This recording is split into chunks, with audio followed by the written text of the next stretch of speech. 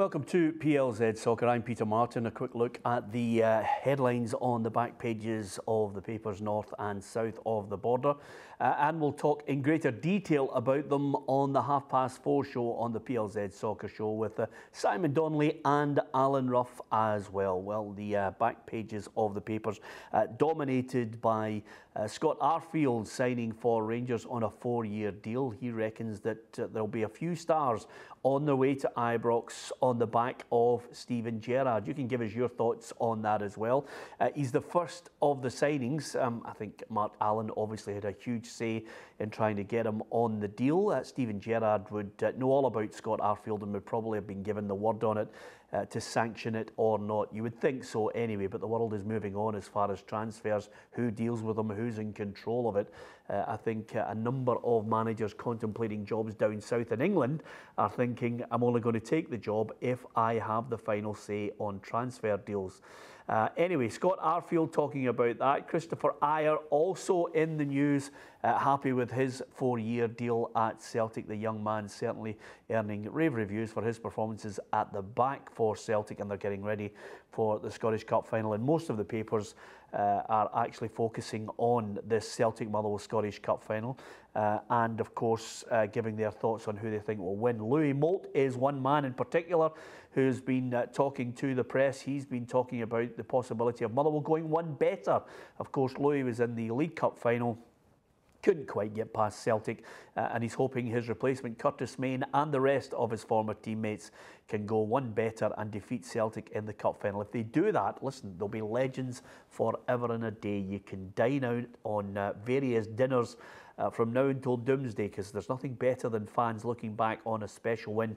And I think if Motherwell were to beat Celtic on Saturday, then that would be one of the greatest achievements. I mean, the 1991 Cup final was a fabulous final against Dundee United, but to beat a team going for the treble and with a budget that far outstrips anything Motherwell have been paying this season, Stephen Robinson would etch himself into history as well as the players. You can give us your thoughts on that at PLZ Soccer on Twitter and Facebook.com/PLZ Soccer. Elsewhere, Andrew Considine, interesting. He says that the goal against Celtic and Aberdeen's victory at Celtic Park is the highlight of his career.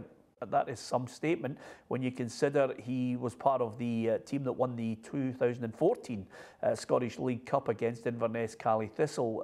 But it's always nice. Not many people can say they've scored a winning goal at Celtic Park. Give us your thoughts on that one as well.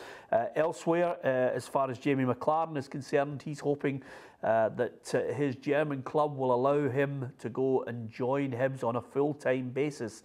Obviously, the second division Bundesliga team still hold his registration, and you just wonder if they'll be difficult to deal with regards to any transfer fee for McLaren. I wonder what's going to happen also to Scott Allen. He has to go back to Celtic. Hibs would clearly like to keep him, but it might cost in excess of £500,000, I am told. Anyway, so it'll be interesting to see how that develops.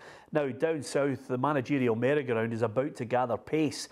Sam Allardyce, it looks as if Everton are set to sack him within the next 48 hours.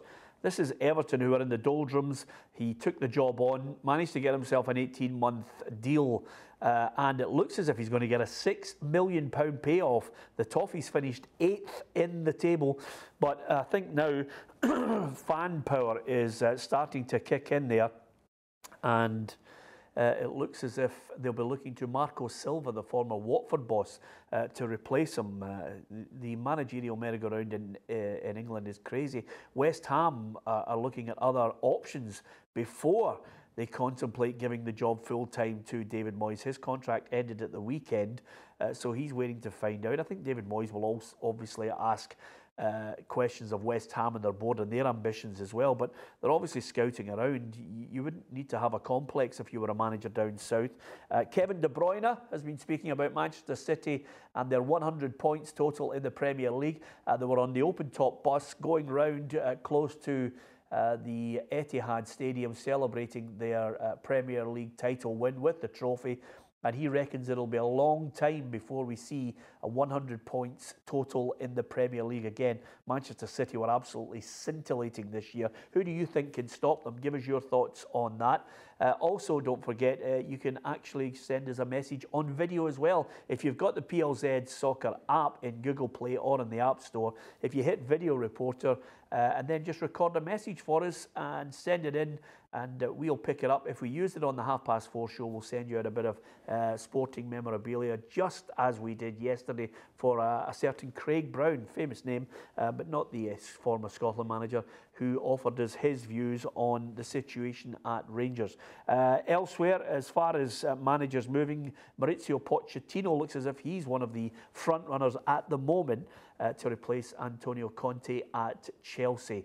And I think that will all hinge on how much money he could be offered to spend to try and make Tottenham serious title contenders after they blew it with Leicester City winning the title. I think Tottenham really weren't at the races this season that's just passed as far as title contenders is concerned. All the talk about Arsene Wenger, it looks as if with his departure, Mikel Arteta, the Manchester City coach, is becoming the front runner to replace him at the Emirates. We will find out over the next few weeks who indeed gets Arsene Wenger's job. It's a tough job replacing the legend, and I wonder how much money he's going to get as well. Who do you think can replace Manchester City at the top of the English Premier League next season, if at all? Give us your views on that at PLZ Soccer on Twitter and Facebook.com/PLZ Soccer.